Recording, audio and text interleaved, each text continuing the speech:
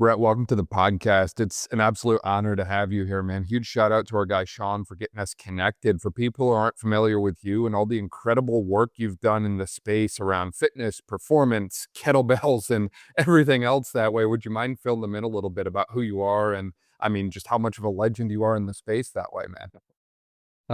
Well, yes, I'll fill in the short story long.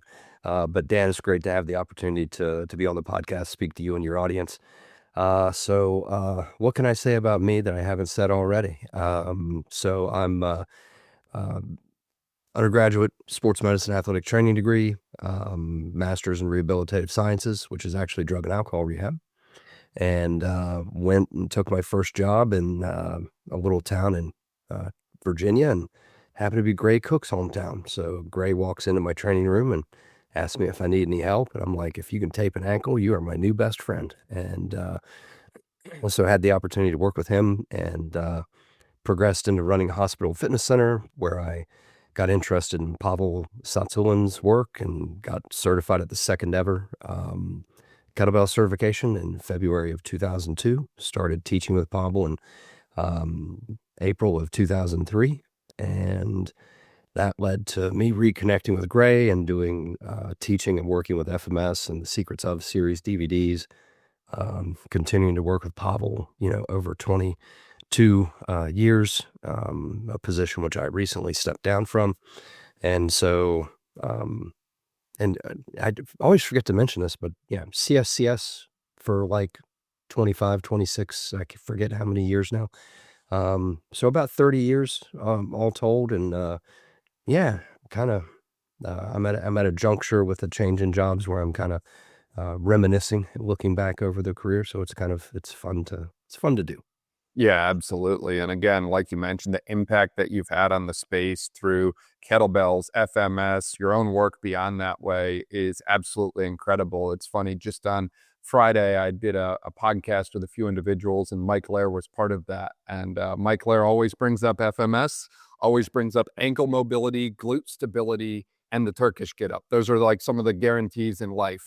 And every time I hear him do that, I'm like, that just sounds like a Brett Jones legacy impact right there that way. And you mentioned, you've been doing the kettlebell training and you were one of the first cohorts that way to get certified through Strong First from Pavel in the country that way. Like, you've been doing this for a long time, and it's something that I think people have acknowledged the kettlebell is a tool, and it's in almost every weight room I see now, which is great. However, I feel like a lot of times people don't fully understand that tool and what it's capable of, and they use it for 2 or 3 exercises, right? I guarantee you everyone's going to be doing kettlebell swings, but it's like there's so much more to it than that. And correct me if I'm wrong, but I believe one of the unique things about the Strong First certification is, like, you didn't just like sit down and learn the didactic side. Like, you had a practical component as well, where you had to do, I believe it was 100 snatches in 5 minutes or something like that. Is that correct? It is. So we definitely, we leaned heavily into the practical and component of making sure that the person who was going to take on this tool not only could demonstrate it to standard technique for us, but they also knew how to coach it. So it's very much an instructor and a certification. And yeah, I think people, because it is such a brutish kind of utilitarian tool. I mean, it's a cannonball with a handle on it. And so the perspective is, well, what could be unique about that, right? It's just this brutish thing. And that thick handle, offset center of mass, just brings with it a bunch of benefits that traditional implements don't have. And, when you're swinging, cleaning, snatching, and the center of mass of that bell is 6 to 8 inches beyond your hand, and you're having to control how that bell is moving into the rack position, the overhead position, or simply to the top of the swing. There's a lot happening there that doesn't happen with other implements. And then as you get into the loaded overspeed eccentric, when you hike and absorb and redirect the force from that swing, clean, or snatch, you're doing one of the most athletic things that you can do. And I've been on a podcast. I've been on a force plate and doing two-handed swing with just a 24 kilo bell, but producing upwards of 3.5 times my body weight eccentric load at the bottom of that swing. That's a really nice return on investment of a 53-pound weight giving me 3.5 times my body weight eccentric load in that bottom position. And that's unique to the kettlebell. You won't swing a barbell between your legs more than once. And then you'll decide, probably not going to do that again. And dumbbells just don't work out the same because of the way the implement has to be adjusted to the movement rather than the movement being enhanced by the implement. And so, and then you take it into the grinds and the presses. When you've got that offset center of mass on the back of your hand, it's going to guide you into better overhead positions. It enhances what you get out of the military press. Even for squats, where you can sit in this really comfortable rack position and really compress the breathing musculature, get the lats involved. There's a whole host of things that are happening with a kettlebell that just don't happen with other implements. You brought up so many incredible points there, Brett. And one that I really want to dive into more is that rack position a little bit, because as you mentioned, that's common amongst squat variations. That's common amongst Olympic variations. And that's something that I've been so surprised by how few people, even trained lifters, really own that position. Like, you would think, hey, they're throwing a barbell around 2-3 times a week, Olympic lifts, like that rack position has to be solid and stable. And yet for a lot of them, I'm not sure if it's the thoracic mobility piece or more the motor control side of it that way, where they don't actually feel their lats engaged. They feel very comfortable and kind of relaxed in that rack position. And, at least for me, every time I do it, if I'm doing it what I feel correct, it's a little uncomfortable, because it's like there's a lot of muscles activating. It's not just like, oh, I'm going to hang out here. It's like, this is an active position. And I believe Pavel actually mentioned that in relation to the plank in one of his books as well, not to get too off topic, but people get in the plank position and they hang out and they're like, oh yeah, this is easy. You're not doing a plank if you're able to hold it 5 minutes. It's like, it needs to be active. And I think one of the many applications I see for the kettlebells that I love is really helping people who are struggling with that rack position, whether that's from a performance side and they want to, compete in Olympic lifting, or maybe more of a rehab side of, hey, they're having pain for some reason when they're in that position. They're just not active or as active as I want them to be. And I found a ton of benefit from using the kettlebell as a bit of a teaching tool, because we also get a little bit of left versus right side feedback there as well. Hey, one of these things doesn't feel like the other, and we can then kind of course correct and adjust from there. Absolutely. And, the rack position, we like to say that, your press is only going to be as good as your clean. And I would also say your squat is only going to be as good as your clean. So getting the bell into the rack position for kettlebell specific lifts, and this is an area that some Olympic lifters will struggle with as they transition into the kettlebell, because what they're used to doing is shooting those elbows forward and creating that barbell rack position and getting it back on the SC joints. Not something I've ever been good at or comfortable with. And so that ends the discussion for me on the barbell rack position. But it does become, to your point, an area where you get really comfortable popping it up there. It's sitting in the right place. How active you need to be is changes, and people can lose some emphasis there. With the kettlebell rack position, we're really tight to the body. So the ability to engage the lat, compress the breathing musculature, all of that's there. And there's no flip involved. I don't have to flip and dive my elbows forward. I actually want to get sneaky and sneak my elbow underneath the bell so that I create this really solid rack position, tight to the body, but not necessarily across the body. That'll be another common thing that you see. And because that offset center of mass, if you're too vertical, that it's going to try to pull you off to the side. So it really enhances this compressed rib cage.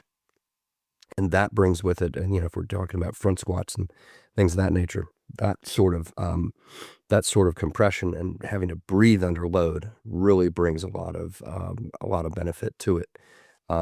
So yeah, it's deceptively simple.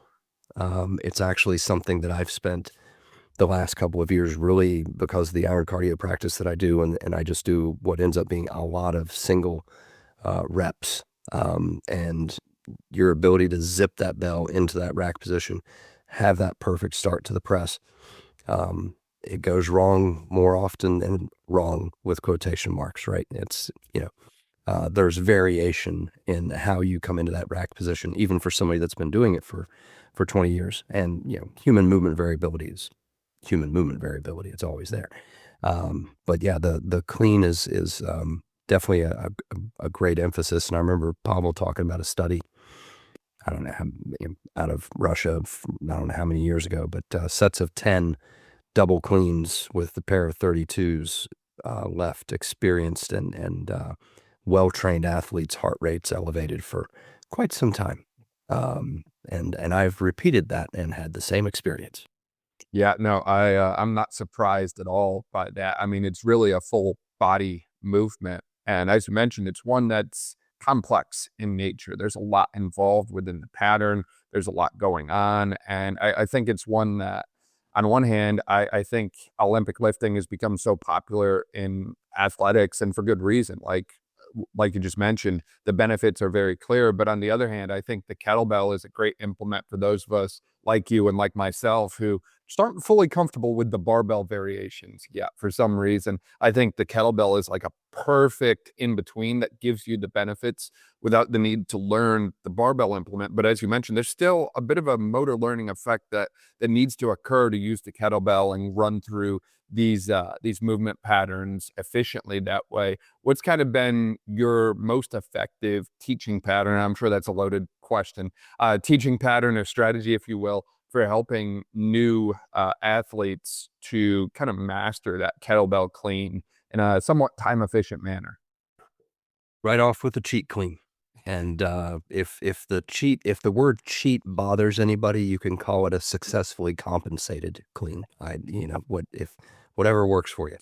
But so if I want my right hand to have the bell, I will set up into my hip hinge position. My right hand will grab the handle. My left hand will come over top, kind of like a pistol grip, and wrap that hand, not interlace, but just lay over top. And then I hike it and I bring it into position with both hands. I find out what my rack position is. That hand comes on to cover. I drop the bell down, and I have a ton of assistance from that non-working hand to cheat clean the bell. I do not skip that step. This is the key to learning the bell. We really want the kettlebell clean to be a very vertical sort of movement. We're rolling it right up into the rack. We're not swinging it away from us and then bringing it into the rack. And with the cheat clean, that's kind of hard to do, because once you've got both hands on the bell and you hike, it's pretty natural just to pick it right up into that rack position. And then getting the help on the drop and starting to understand the drop, how the elbow drops and the bell rolls off, will also accelerate the progress in learning the drop later on. I always like to say that the 3 horsemen of frustration are too much, too soon, too often. And when people start trying to learn something, they're like, well, I need to do a bunch of this. Well, that's too much. You're probably taking it on too soon, and then you're going to do it too often. And you can, get bruises, and you can kind of cause some problems. Cheat clean pretty much takes all of that stress away. And so, and here's the fun thing. If you really want to be lazy, and that's something I specialize in. If you really want to be lazy, don't teach them anything else. Just let them go with the cheat clean for weeks, months. Guess what they're going to start to do without you having to get involved? They'll just start to clean the bell, right? It's like sometimes the best way to teach something is don't teach it. But just that cheat clean really gets them off to the right start. Then there are ways that you can progress it as far as starting to peel the assistance away on the way up. So instead of going back to that right hand clean example again, left hand coming on, take that left hand off a little sooner on the way up until you're not using it on the way up. Then do the same process on the drop. And then, the clean is basically right there. I used to joke that, teaching the clean was a simple 5-step process. Cheat clean, cheat clean, cheat clean, cheat clean, double clean. But then, other things got involved. And so yeah, but the cheat clean solves many, many problems, and just go with it for a while. Yeah, no, that I like that a lot. It makes a lot of sense. It's like imperfect movement will lead to perfect movement with time.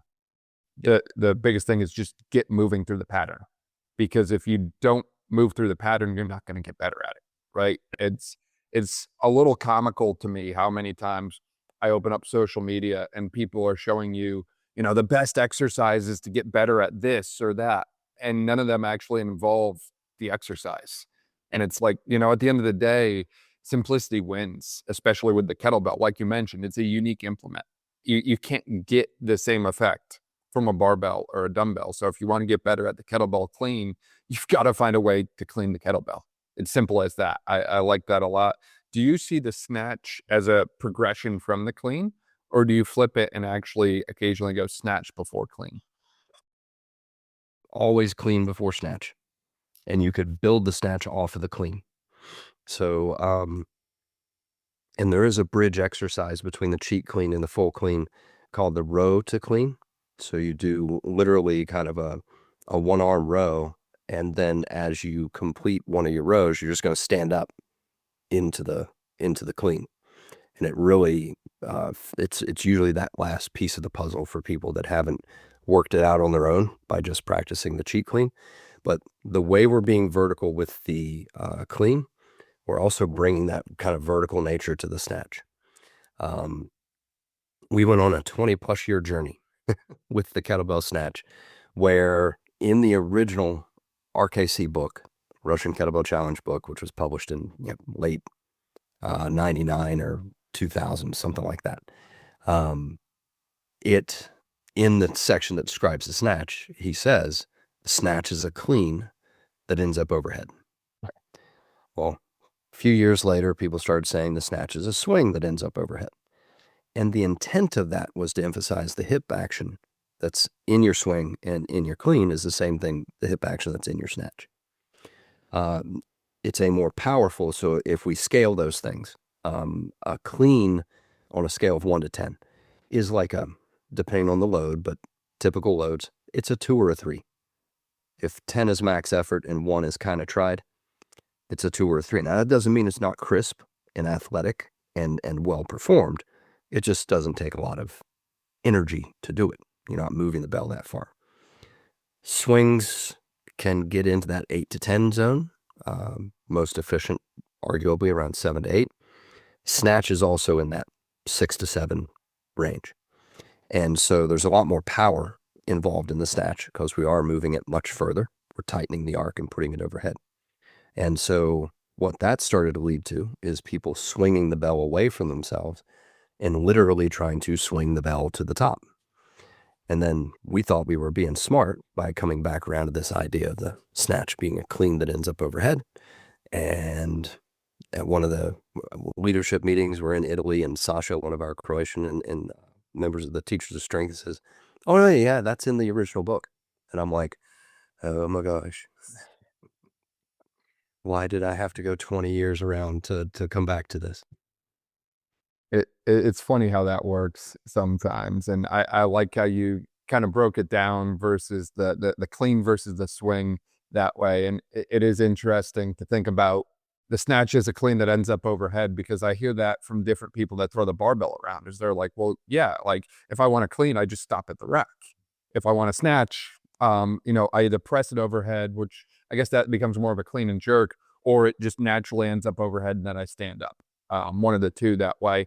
Going back to some of those things we mentioned earlier, though, like whether that's ankle mobility or thoracic spine mobility and kind of that FMS integration. I mean, those are all areas that I feel like people struggle with extensively. And they're areas that a lot of people are trying different things to correct, right? Like, oh, I'm doing cat cows, I'm doing my ankle rocks and my calf stretching, and it's not improving. And one of the many applications that I've seen a lot of benefit from with the kettlebell from a rehab standpoint to address those things is actually applying load to it. Because I think a lot of the times people do these mobility drills or whatever, and there's no load component. And it's like, if we remove the load, your mobility might even be okay. It might be where it needs to be. So to me, that's not just a simple, like, it needs to move more WD-40 kind of thing. It's like, hey, maybe the reason you're not getting the mobility you want is your body's trying to tell you something. Hey, we don't know how to organize ourselves here. We don't have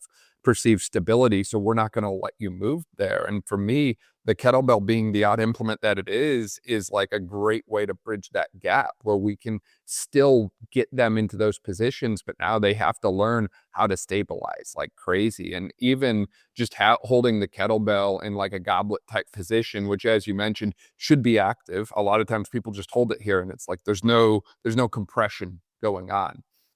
Holding the kettlebell, deep squat, a little bit of rock side to side, like that's probably done more for me to fix different people's ankle mobility than sitting around and stretching calves all day or sitting there on the table and scraping away at them. And, not to say there's not value in those things, but I think a lot of the times if we add a load component and a skill component to some of these movement patterns, the mobility naturally follows instead of only checking one box, trying to just get more WD-40 out of it. It's like, hey, let's actually do something that covers 5 different things at once instead of just one thing at a time.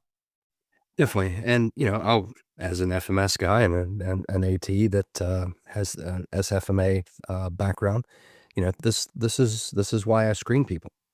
By the time I'm teaching you how to squat, I know you have the ankle mobility that you need to do it. That's something I took off the table in the process of running the screen.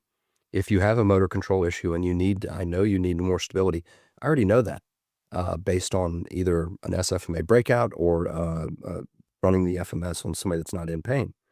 And so by the time I get to making decisions in this, then we get into kind of the SFMA reset, reinforce, reload. Like we've been trying to get people to load for a long time, and the industry really has turned around to where getting to load is now a general focus for most routines. And it is, if you open up some ankle mobility, cool. I'm a big fan of doing, half kneeling dorsiflexion with the Dow and some of the half kneeling pulses and things that we do. And even the half kneeling pulses get into handling some load in those positions. But then I want to use it. I want to use it in a way that's going to be meaningful and integrated into how the body's going to use it anyway. So let's get into a deep goblet squat, rock around, and use that ankle mobility. Let's get into a good step up or a lunge or even a rear foot elevated split squat where I let you use all that new ankle mobility you just gained. I'm not trying to restrict you back to that vertical tibia. I'm going to put you in those positions and make you use and load that thing we just changed. Because if I open up mobility and then I don't come back and give you the ability to control it, I've done you a disservice. I have not helped you much at all. It's interesting because as you're talking, I just think back to some of my conversations with Gray earlier this year. And all of those conversations for me reinforced the use of the FMS and the SFMA breakouts and so on that way with the athletic population. And going back to every time I open social media again, someone new is trying to take a shot at it. And someone new is trying to say, oh, well, there's not value in it. And every time it's like, okay, what have you found that's better? And all of a sudden, it gets really quiet. For me, this is still a very tried and true methodology. It's a very tried and true framework because I think with all of these things, whether it's kettlebells, whether it's movement assessment, there needs to be some kind of inner workings that puts the pieces to the puzzle together. You can't just throw something together and call it, a Mod Podge program. It's like it has to fit, it has to work. There has to be a stepwise approach to it, in my opinion.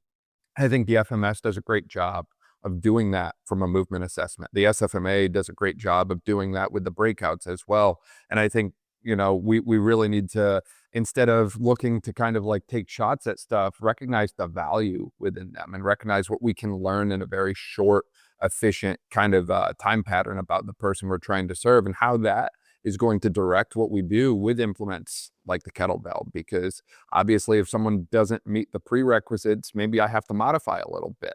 And it's okay, we can still train, but we're going to train with modification. when we're going to address some of these underlying issues that way. I'm very pro FMS and SFMA for that reason. And I think, I just think for some reason people are trying to get away from it, but I still see so much value in it and the simplicity of it as well. Like, God forbid the Wi-Fi goes out in your facility. What are you going to do? Hey, there's storms in North Carolina all week right now. Power goes out, your force plates don't work. What are you going to do? Are you going to just not assess your athletes because you don't have access to the tech? Or are you going to do something that's worked for decades and can be done with or without power, with or without the internet? Like it doesn't get much more simple than that.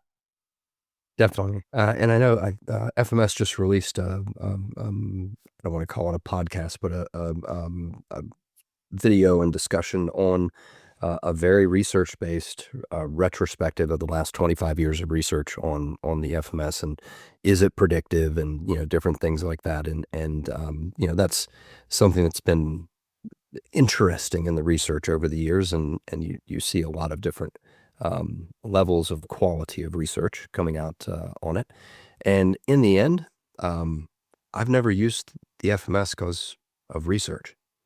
I used the FMS because I could, within 10 to 15 minutes, I knew where to get started with somebody.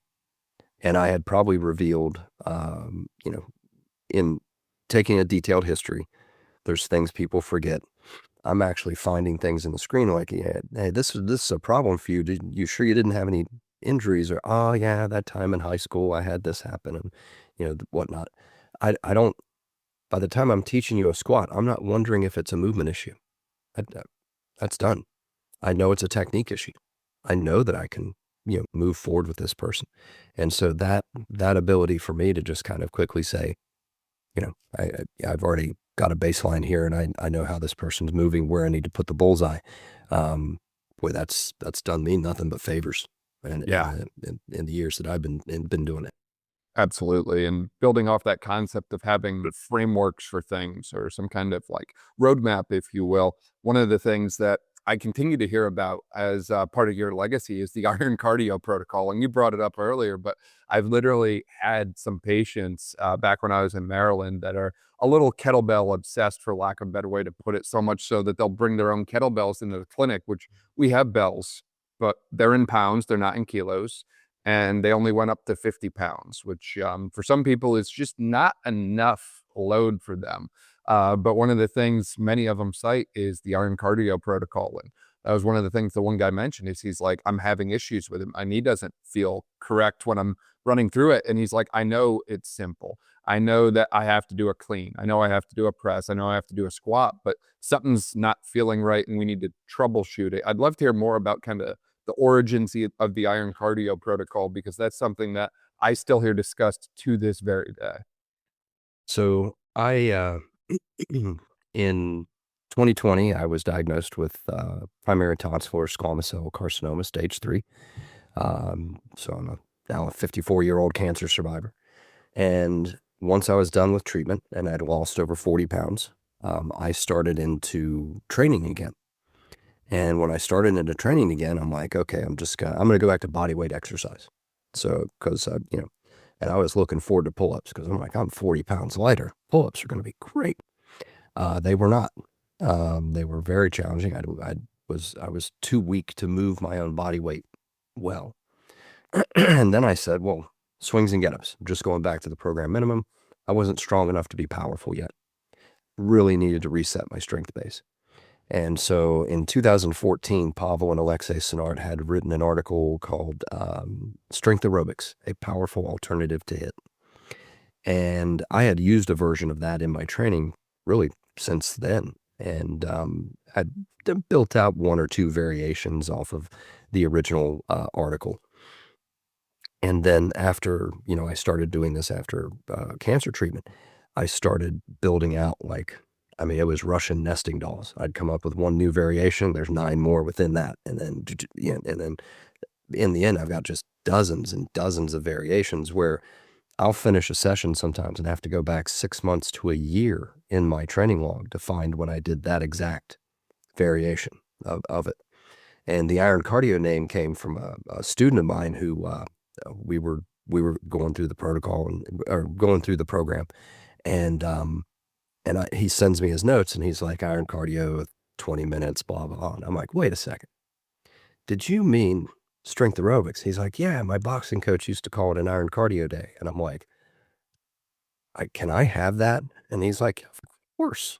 And so the name changed, and it kind of fits with all the different variations and variants that come off of this thing. But real simple program, some variation or combination of clean press, squat, and or snatch, maybe a pull up, and it really it continues to succeed. I've been following the same program now for over 5 years. And so I don't know if anybody out there has followed a single program for 5 years, but I've been doing it and still getting good results. Some of my, and I just filmed an Iron Cardio Volume 2 video that'll be out here in the next couple of months. And looking forward to getting that out there, because it really, again, it just takes the number of variants and ways that you can do this and blows it out into some really athletic movement. So it sounds like volume 2 is a progression off volume 1, where the same foundation is still there, but it sounds like you have some more kind of breakout variations included in that. Yeah. I'm trying, I don't know when this podcast will go live, so I'm trying not to ruin the big reveal with on the video. I know there's secrets here, but I will say it's very athletic, and it gets you out of your set symmetrical stance. that's awesome. Yeah. No, it's incredible. And to your point about doing a program for 5 years, I think a lot of times we overcomplicate our training in the space. And we think, oh, well, I need to do this, I need to do that. Well, I can't work this efficiently because I don't have that machine. And it's like, at what point are you going to just be honest with yourself and just start training really hard? Like, it's as simple as that for me. It's like, we love to make excuses. We love to overcomplicate things and blow it way out of proportion. But at the end of the day, there's so much value in simplicity. And if you can do those base movement patterns with the kettlebell, and then you mentioned the pull-up as well, which I'm a huge fan of pull-ups. I love the weighted pull-up. I love to be able to pull my own weight every time I go to like state fair, county fair, something like that. I got to find the Marines with the pull-up bar, and I got to at least tie whatever the record is for the day, which there's only been one instance where I couldn't beat their record. I just PR'd on a weighted pull-up the day before, and the record at the event was 40 consecutive, which is impressive. Wow. We got to the level of the daily record, but we didn't quite get to that level. But there's something about that ability to pull your own body weight to higher ground easily, repeatedly, and then being able to be strong enough to add additional weight to it. There was an individual I was working with down in San Antonio earlier this year who was a former Top Gun weapons school instructor, and he told me one of their rules was they had a pull-up bar in the door to their office. And every time you walk in or out the door, you stop and you hit the pull-up bar and you bust out a few reps. And it doesn't matter if it was 10 reps, 20 reps, just do more pull-ups was essentially the takeaway.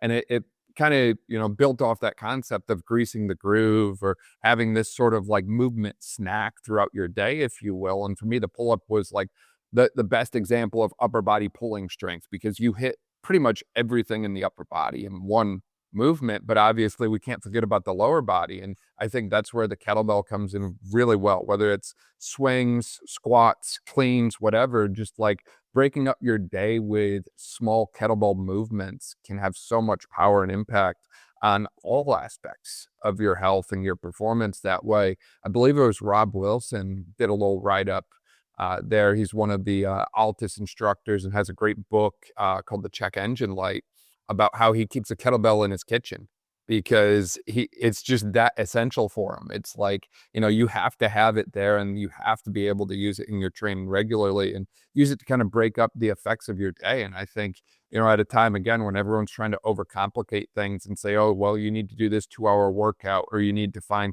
90 minutes to get into the gym. It's like, hey, look, if you keep a kettlebell nearby and you just do a few basic patterns a few times throughout the day, odds are you're going to start checking the boxes and seeing progress in your health and performance. Definitely. I've often looked at the kettlebell as the apartment dweller solution. It's easy to keep a couple. The Russian concept was your courage corner.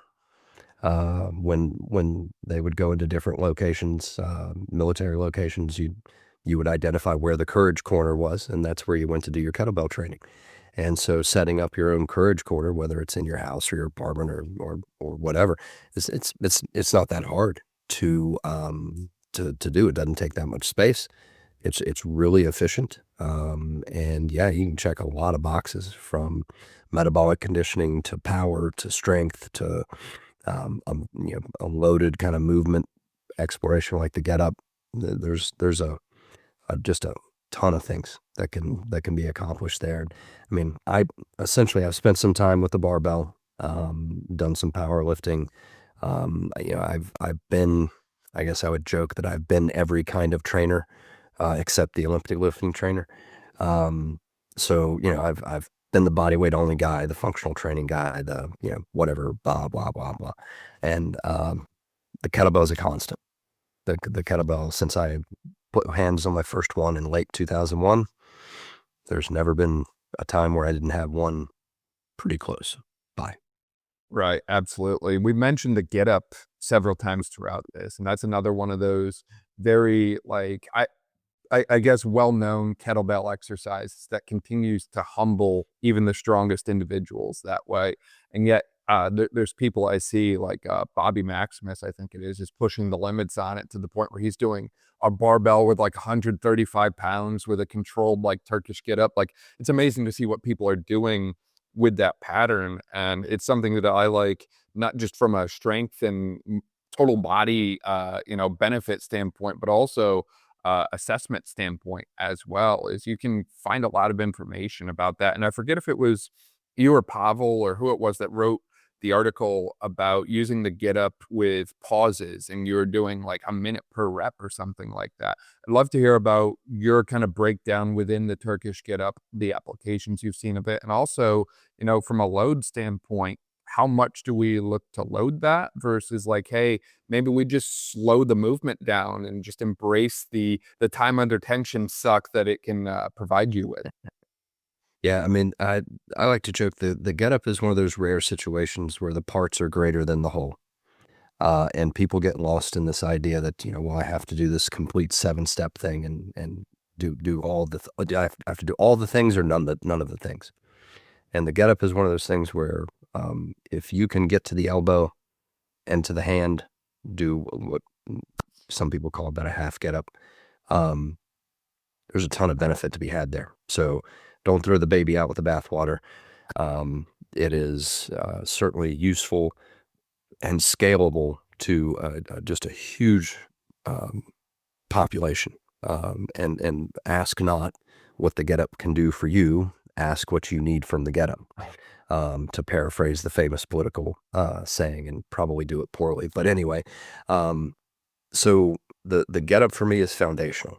It is, if you work with an aging population, their number one fear is falling. Their number two fear is not being able to get back up. The get up is literally training for life, the ability to get from the ground to standing. And we start with body weight. There's no worry about the overhead arm, and we can dial in so many pieces of this. And this is where people come back to me and they're like, man, I was able to get down on the ground and play with the kids, my grandkids, and get back up, and it was great. And I'm like, yeah, absolutely. Now grab your kettlebell. We're doing some get-ups. And so initially, when you're learning to get up and you're doing it in a light fashion, because everybody should start with loads that are very manageable. Early in that process, I like to start the get up with presses. So we start pressing at all of the steps except for the window. So we do a floor press. We do a press when we get to the elbow. We do a press when we get to the hand, half kneeling, standing. And this is for two reasons. Number one, it builds a very resilient shoulder. We're pressing from different angles. We might discover something that we need to change or modify, or something that really challenges that person, builds strength in an area that they didn't realize they were lacking strength in. And now you know how to self-spot. So as you learn to get up with presses, If you'd make that transition from the elbow to the hand and you get unstable, you just pull the bell down to the rack position.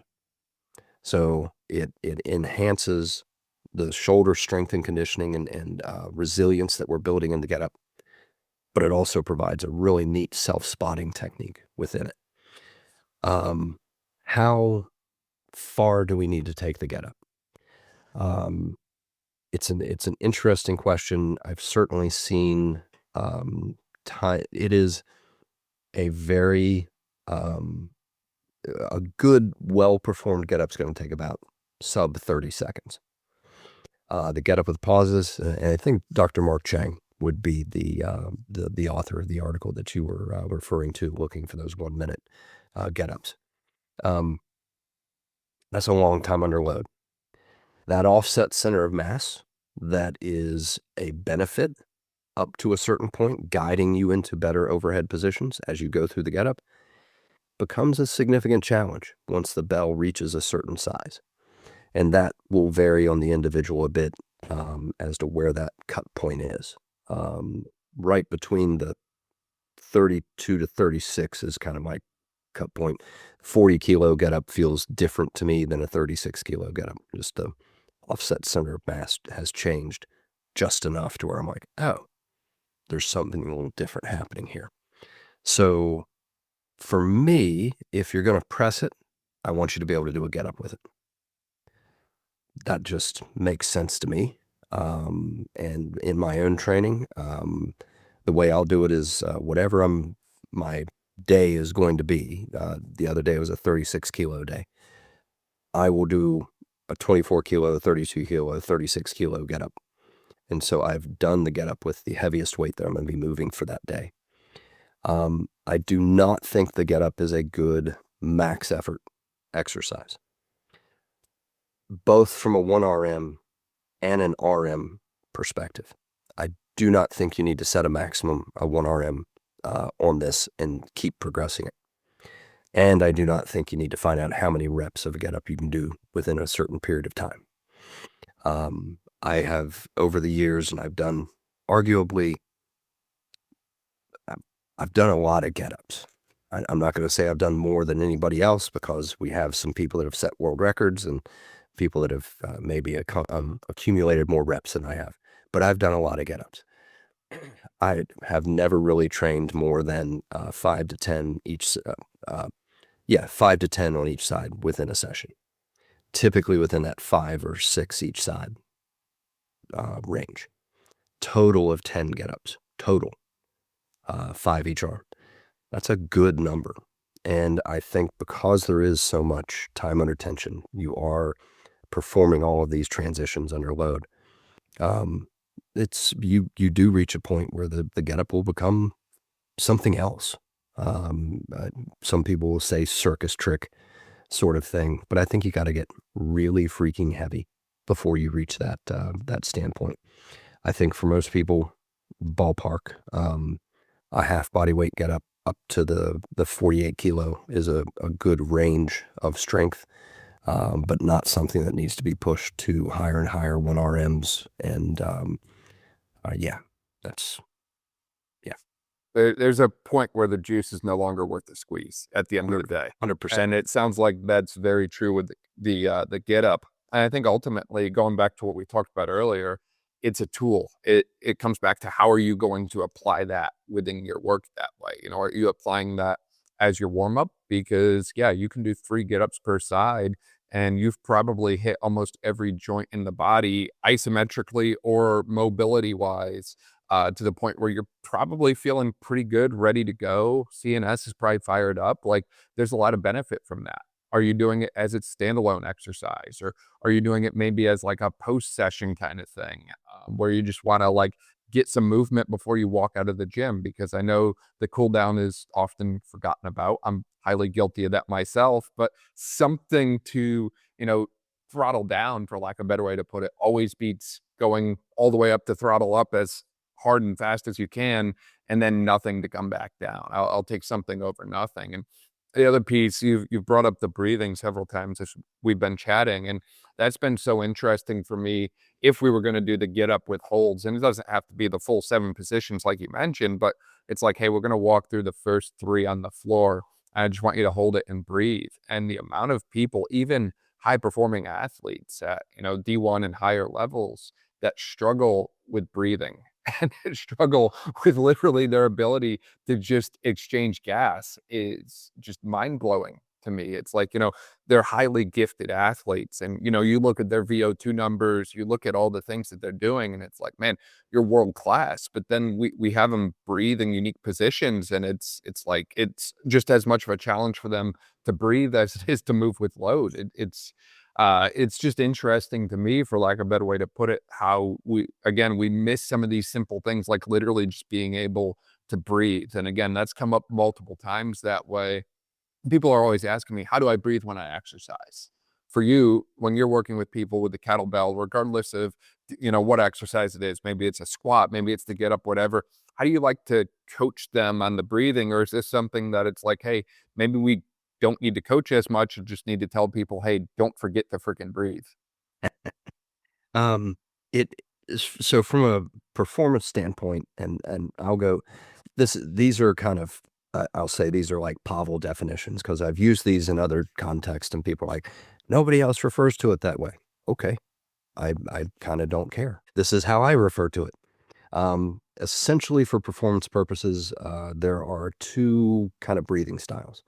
One is anatomical style breathing, that as we're getting compressed, air gets forced out. As we're extending, air gets drawn in. We take advantage of that when we're stretching. That if I want to increase a hamstring stretch, I'm trying to, or go forward my toe touch, having an exhale when I'm getting compressed will enhance that stretch. For performance purposes, we switch into a biomechanical breathing match where now we're doing the opposite. When I'm getting compressed, I'm going to sniff in to that braced midsection and create that bubble of intra-abdominal pressure that's going to help. And not only does that help protect the spine, but it also hits off the baroreceptors that are in your abdominal cavity. And that's like plugging in the amplifier to your stereo system back when kids used to have stereos with amplifiers. You might have to look that one up, kids. But that will hit the juice on your power and let you hit those amplifiers, those baroreceptors in your abdomen, which will enhance your strength overall. And so from a performance standpoint, as I'm starting to move load, we use some high tension techniques, and we move through things like feed forward tension, setting that intra-abdominal pressure, getting tight for the load, using our irradiation. The more people cheering and helping the effort, the better the effort. And then we direct that with something called the dominanta, which is enough tension to enhance the lift. Tension is not the goal of the lift. Outside of something like a hard style plank where we are trying to squeeze as much tension into the system as possible for a 5 to 10 second effort. For most everything else, we need enough effort to enhance the press, for example. So something simple like the swing. When I'm hiking the bell, I'm sniffing into that braced midsection in the hike.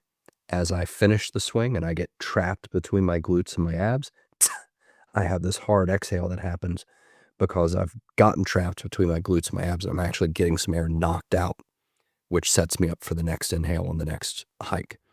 Bunch of different breathing patterns, but in general, if we're going to follow a biomechanical breathing match and use that to enhance our strength, we're actually inhaling or even having short breath holds in the eccentric positions, and then we're having a hard exhale the last half to third of a particular movement, if we want to just put it into general categories.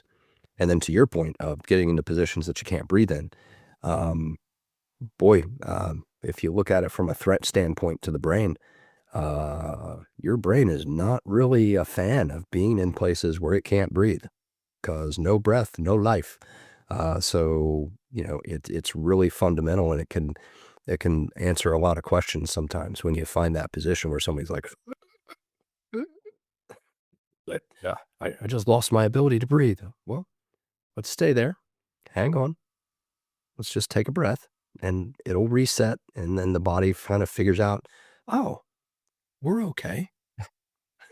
Right, right. And it's interesting because a lot of these podcast episodes we've been doing, this concept of athletes being overly specialized comes up a lot. And they're lacking various general qualities and general movement strategies that a lot of people feel they should have developed a little bit earlier. And they can't get into these weird, unique positions in a controlled training environment, but they end up there in sport, right? Look at how many weird, unique positions Patrick Mahomes, for example, ends up in when he's playing. Like he is one of those like master problem solvers. But from what I've been able to see, like his training has prepared him for that. I've never worked with him, but just from what I see, it's like, hey, they're doing something right here, in my opinion. If you get to that position and you have this neural panic of, oh, I can't breathe here, I am willing to bet, there's no studies on this that I know of, but I'm willing to bet that's one of the many factors that could play into this injury puzzle that everyone is trying to solve. Because at the end of the day, a lot of these things come back to your neural control. They come back to things that we can't necessarily just physically measure easily with a force plate. Yeah, I know there's different neural fatigue work and different things being done. That's great. But like a lot of these things trace back to, in my opinion, neural roots because of how quick that they happen. And it's like for some reason, an impulse was sent or it wasn't sent when it needed to be. And what comes back to that, I think everything traces back to the brain. And I think going back to Gray for a second, I'm pretty sure it was Gray that has the line of, hey, poor movement patterns can exist anywhere in the body, or poor movement exists anywhere in the body, but poor patterns only exist in the brain. Like it's a neural component that way. And I think a lot of these things we've discussed, like the kettlebell is incredible in every sense. Movement screens are incredible in every sense, but a lot of it comes back to more of the software than the hardware, in my opinion. That's not to say you can't build muscle and burn fat with them. You can. I mean, I think Tim Ferriss in his 4 Hour Body book talks the story about someone who lost like 100 pounds with nothing but a kettlebell for training. Like you can transform your body and your mind with this stuff. But I think a lot of the performance benefits that I see from it come to that neural side of things. And I think that's one of the things that I like about the kettlebell so much is because it's not implement, because it challenges you in other ways. Like your nervous system really has to listen and adapt on the fly instead of just being like, oh, this is the same load and same distribution that I've always had. Well, and we just, pardon me, we just spent this, where I detailed kind of some of the high tension techniques and how we use breathing to feed forward tension, irradiation, things that are useful in a weight room. And they are, and that's how we build that foundational strength. And there's an application for that. Well, that's building strength. And this is going to sound really weird. That's not how you build stability. Stability and motor control are reactive and in the best situations anticipatory of the thing that's about to happen, the perturbation to the system, whether that's a change of direction or deceleration or acceleration, or whatever the case may be. That dichotomy is why you can see somebody that's really good in the weight room and they just don't seem to be able to bring it to the field, whatever field, court, position that they're in. And so when you look at, if you break it back down to something like core training and low back stuff, you'll see, the evidence-based people, point to this idea that, well, in the research, none of this, works. Well, then you go look at what they were doing, and what they were doing was planks and side planks and, abdominal exercises. Cool. Abdominal exercises are great. That's not core training. There's no reactive or anticipatory component to that. So now if we take you into a situation where we're applying a perturbation that has your body responding to that, and we actually start approaching training stability as the reactive and anticipatory component of the body, we get vastly different results. And so I'm not bothered by that dichotomy. Like I know that when I'm in the weight room or I'm at home getting ready to do my swings or my iron cardio work, I know I'm going to be feed forwarding my tension. I know I'm going to be using the techniques I know that make me strong with the implement and in the situation that I'm in. As I begin taking on things that have me moving more athletically, now I need to create the idea that I don't want to feed forward my tension. Nobody's walking around the field going, hang on, and trying to get braced before they do something. They're just moving. Actually, there's a great scene. It's an older movie. Who am I kidding? It's an old movie. It's the Butch Cassidy and the Sundance Kid movie, and with Robert Redford passing, it has been in my mind of late. And one of the characters, they're auditioning to protect this bank that they then plan to rob, but they're in their they're seeing if they can be the guards. And one of the guys, Paul Newman, pulls his gun, and then the guy throws something on the ground and says, shoot it. And he misses like 3 or 4 times. And Paul Newman finally goes, can I move?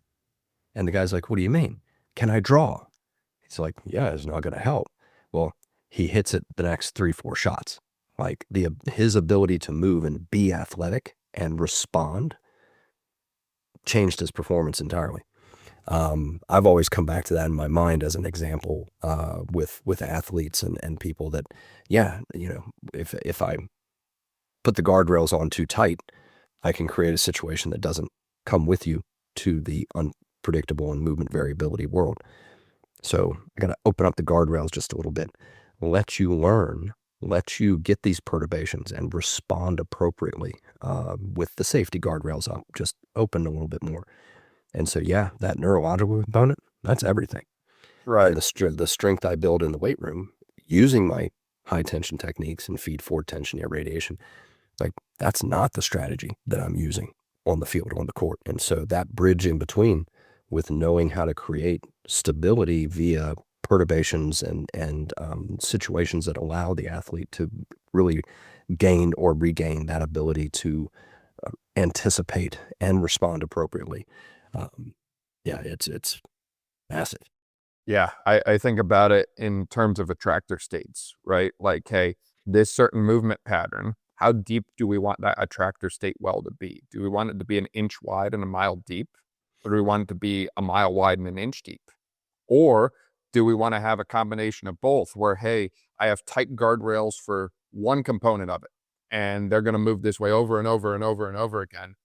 But then another component, maybe then I widen it a little bit, because I think on one hand, there's value in having a super deep attractor well, but on the other hand, there's also value in being able to jump out of that and into the next one at a moment's notice. And as you mentioned, the anticipatory postural adjustment side of things, like to me, that's just such earth-shattering stuff, in my opinion. Like, it's like, wait a second, where's this been? Why haven't we been talking about this as much as we've talked about force development and producing more horsepower that way in athletes? Like, to me, that control piece is just as important, if not more important, right? Like, we always see these anomaly athletes that go out there and it's like, well, they're not the strongest in the weight room, or they're not the biggest, and yet they're hanging with others just fine. And I think a lot of it comes back to those components that maybe matter a little bit more to the athlete's success than how much weight is on a barbell. 100%.